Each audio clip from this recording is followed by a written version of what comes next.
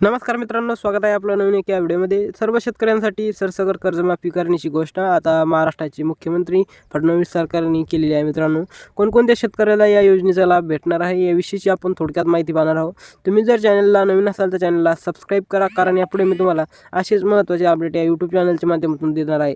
मित्रांनो, या शेतकऱ्यांची सरसकट कर्जमाफी होणार आहे. सर्वात मोठी घोषणा दिलेली आहे. मित्रांनो, महाराष्ट्राच्या विधानसभा निवडणुकीच्या पार्श्वभूमीवर राजकीय वातावरण तापले असून प्रत्येक पक्षाकडून मतदारांना आकर्षित करण्यासाठी मोठमोठ्या आश्वासनं दिली जात होती. मात्र विशेषतः म्हणजे शेतकऱ्यांच्या कर्जमाफीचा मुद्दा पुन्हा एकदा राजकीय चर्चेमध्ये केंद्रबिंदू बनला आहे.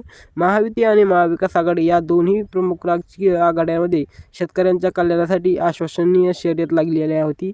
मात्र या राज्याचे उपमुख्यमंत्री देवेंद्र फडणवीस यांनी नुकताच झालेल्या चंद्रपूर येथील जाहीर सभेत महत्त्वाची घोषणाही दिलेली आहे. मित्रांनो, महायुतीचे सरकार सत्तेस आल्यास राज्यातील शेतकऱ्यांची संपूर्ण कर्जमाफी करण्याचे आश्वासन त्यांनी दिलेले आहे.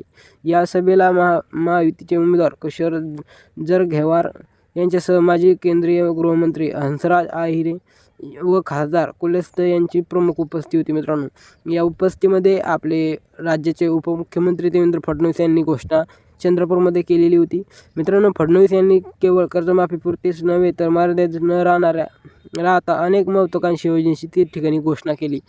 त्यांनी सध्या सुरू असलेल्या लाडक्या बहीण योजनेमध्ये रकमेत वाढ करून 2100 रुपयेपर्यंत नेण्याचं आश्वासन दिलं. विशेष म्हणजे शेतकऱ्याला शेतमालाला योग्य भाव मिळावा यासाठी भावांतर योजना राबवण्याचंही त्यांनी आश्वासन दिलं.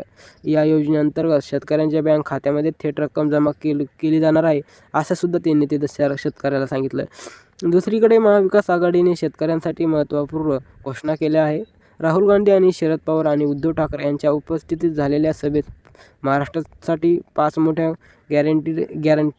गॅरंटीत अशा मोठ्या योजना देण्यात आलेल्या आहे. या सभेत शरद पवार यांनी 3 लाखापर्यंत कर्ज माफ करू असं त्यांनी आश्वासन दिलं.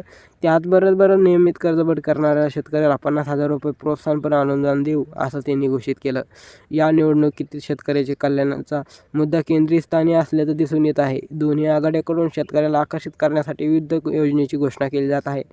महायुतीने संपूर्ण कर्जमाफीचे आश्वासन दिलं असले तरीही महाविकास आघाडीने 3 लाखापर्यंत कर्जमाफीसह नियमित कर्जबाजारी करणाऱ्या शेतकऱ्याला प्रोत्साहन देण्याचा मार्ग निवडला आहे. या निवडणुकीत शेतकऱ्यासमोर 2 भिन्न पर्याय उपलब्ध आहे. एका बाजूला संपूर्ण कर्जमाफीचे आश्वासन देणारी महायुती, तर दुसऱ्या बाजूला मर्यादित कर्जमाफी परंतु नियमित फेड करणाऱ्याला प्रोत्साहन देणारी महाविकास आघाडी. 23 नोव्हेंबरला होणाऱ्या मतमोजणीनंतर कोणत्या आघाडीला शेतकऱ्याचा पाठिंबा मिळेल हे स्पष्ट झालेलं आहे. शेतकऱ्यांच्या कर्जमाफीसोबतच इतर विकासाच्या मुद्द्यावरूनही दोन्ही आघाड्यांमध्ये चुरस आहे.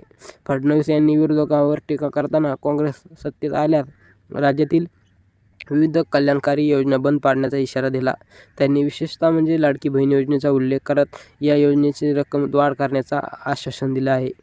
निवडणुकीच्या प्रचारादरम्यान दोन्ही आघाड्यांकडून शेतकऱ्यांच्या हिताची जपणूक करण्याचा दावा केला जात आहे.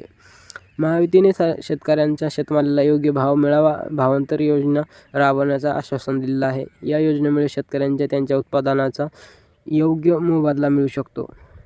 राज्यातील शेतकरी वर्गाला या आश्वासनाकडून सकारात्मक दृष्टीने पाहता गेलं आहे. मित्रांनो, कर्जमाफीची घोषणा आणि प्रत्यक्ष अंमलबजावणी यात नेमकी तफावत राहिलेला आहे. त्यामुळे यावेळी कोणत्या आघाडीवर विश्वास ठेवायचा हा निर्णय शेतकऱ्यापुढे ठाम राहणार आहे. निवडणूक निकालानंतर कोणत्या आघाडी सत्तेत आली तरीही शेतकऱ्याच्या कर्जमाफीचा मुद्दा प्राधान्याने हाताळला जाईल अशी अपेक्षा व्यक्त केली जात आहे. महाराष्ट्रातील शेतकऱ्यासमोर आर्थिक संकटे कायम असून त्यांच्या समस्या सोडवण्यासाठी दीर्घकालीन धोरणाची गरज आहे. केवळ कर्जमाफी नव्हे तर सर्व शेती क्षेत्राला सर्वांगीण विकास होणं हे आवश्यक आहे. तर मित्रांनो, लवकरात लवकर शेतकऱ्याला कर्जमाफीची बातमी येणार आहे. तुम्ही जर चॅनलला आपल्या नवीन असाल तर चॅनलला सबस्क्राईब करून ठेवा. जय हिंद, जय महाराष्ट्र.